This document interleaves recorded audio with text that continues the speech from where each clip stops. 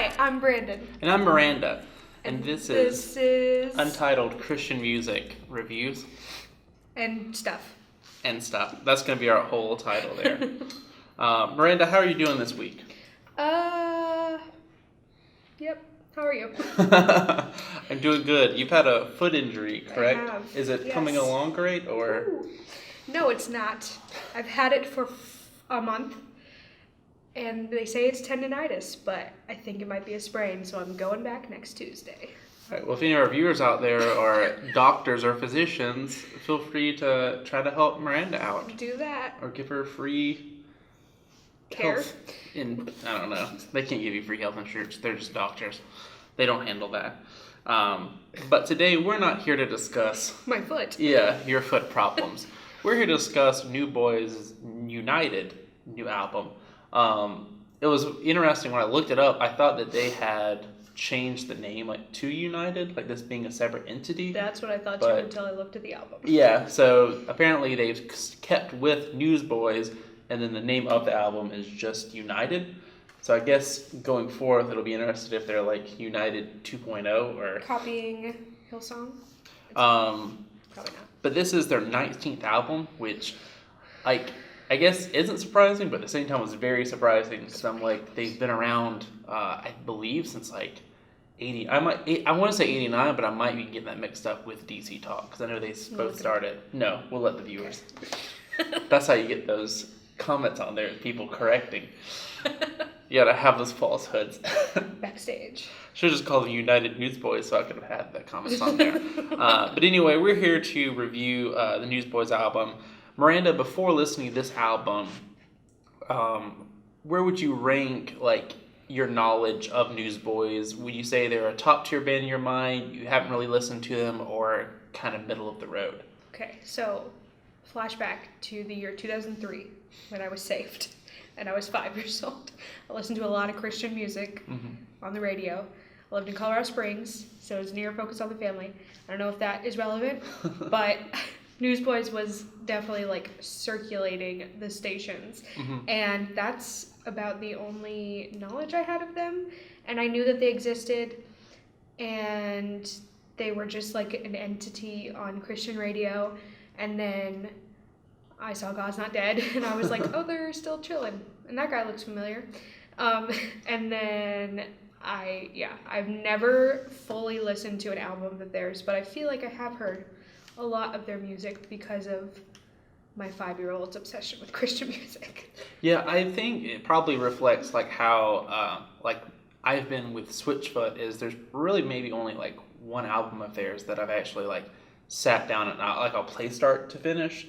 But once you start, like, if you went through their catalog, you'd be like, oh, yeah, I've heard a lot of these in movies or, like, you know, commercials or whatever. For me, Newsboys, I got into them right around the time they released their live album. I believe it was, like, Houston, We Are a Go, or it was something like that.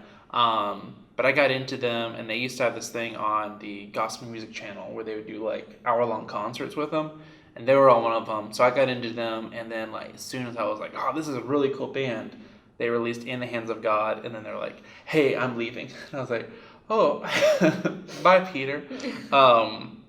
So I went back, and I was able to listen to all of their catalog, so pretty much like from their earliest stuff to now, like I've had a good taste of Newsboys. I feel like for our viewers out there, every single time I've interacted with Brandon since we met, he's brought up Newsboys. I feel like he's a really big Newsboys fanboy. But I don't know if that is just because he just, I don't know. I think, well, one key thing into Newsboys, too, is that they break it down to the John James era, which was, I believe, like, their beginning, so 89 or whatever, to, like, 90, I believe it would have been, like, 6 or 7. And then Peter Furler was from there till like 2000 and I believe 9, and then that's when Michael Tate came in. Yeah. So you have people that are like, they'll love one and hate the others, or hate like a couple or love or hate all of them. Let's dig into the album. Some of the good things about the album. Number one, I thought like the fusion of it, like being someone who's listened to the different eras. you really can see, oh, here's the like wherever we go like vibes. Then you move on and you're like, okay, here's the like vibes from like Michael Tate, and like I can hear stuff that would have been on the Born Again album or whatever. So you have this fusion, and I think it really cool going into it. People were like, well, what are you gonna get? And I feel like it kind of sounded like this could be like a greatest hits album, just because it sounds like sounds that have been around for the past 20 years or so. Mm-hmm. So the fusion was really, really cool on it. I think too they did a really good job of, they had like on most songs it was Peter Furler and Michael Tate sharing vocals, and I think that's kind of key is when you have those like people. Like I'm a big fan of DC Talk, and I was like, it's crazy that on every song you can give someone a moment, even if it's, you know, singing and then Toby just has a little bridge, you know, like everyone has their moment. And I think on this album you had that. Then you had some songs that were primarily one or the other, but I think that fit that way. They kind of each got their moment. Mm-hmm. So I think really just the fusion and like the teamwork on it worked really well on the album. What say you? I think that it was really like it seemed like there was a lot of different genres on there, that like being somebody who doesn't listen to them at all but like also knew them, like I could tell that it was them, but I also wasn't like, oh, this is just like the stuff that I heard on Christian radio like 20 years ago. I'm not that old, but yeah.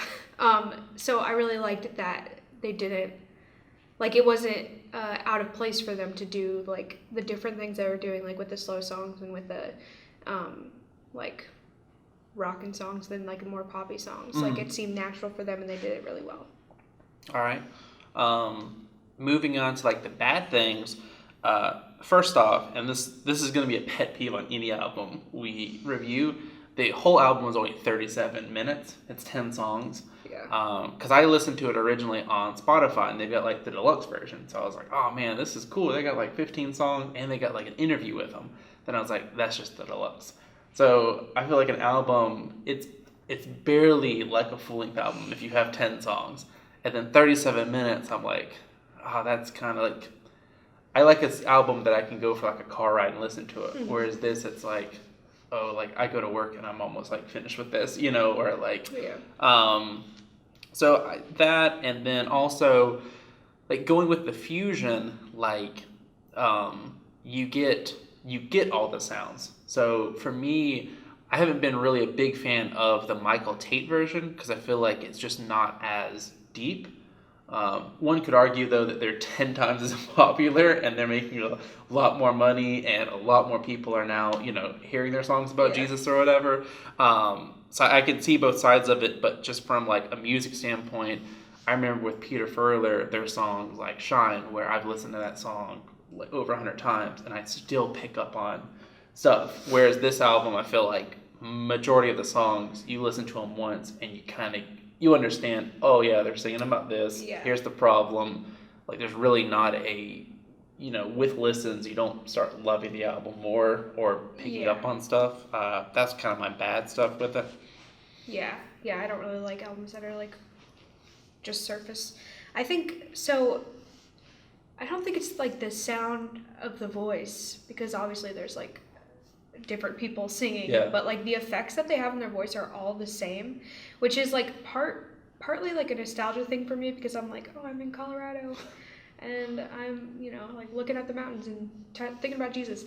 Mm-hmm. But while I was 5, but I think that it kind of just makes it all jumbled together in my mind. Like I really can't separate the voices that much, like as different songs, instead of just like, oh, these are all like, this is the really fast part of the song and this is the really slow part. And so the fact, I mean, I don't know, that's just like disrupting their whole brand though. So I feel bad, but I don't know. I just like, when I listen to it, it doesn't, it's not that distinguished to me. But it does make me feel nostalgia, which is fine. Mm-hmm.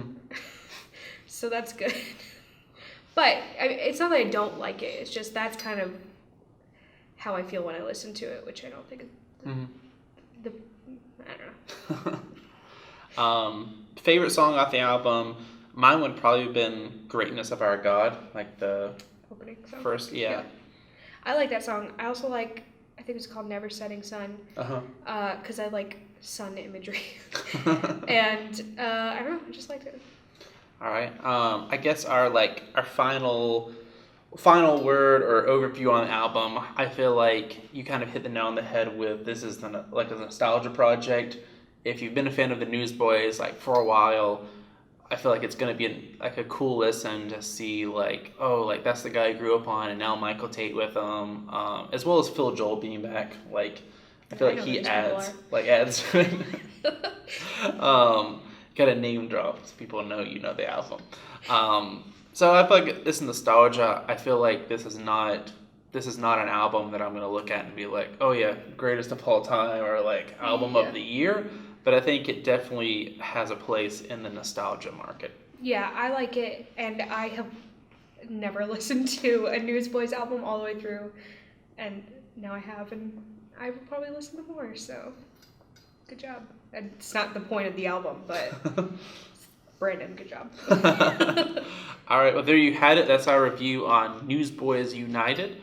Hope you enjoyed it. And if you have any albums you'd like to have us review, yeah, feel free to comment them below, and we'll see what we can do about it.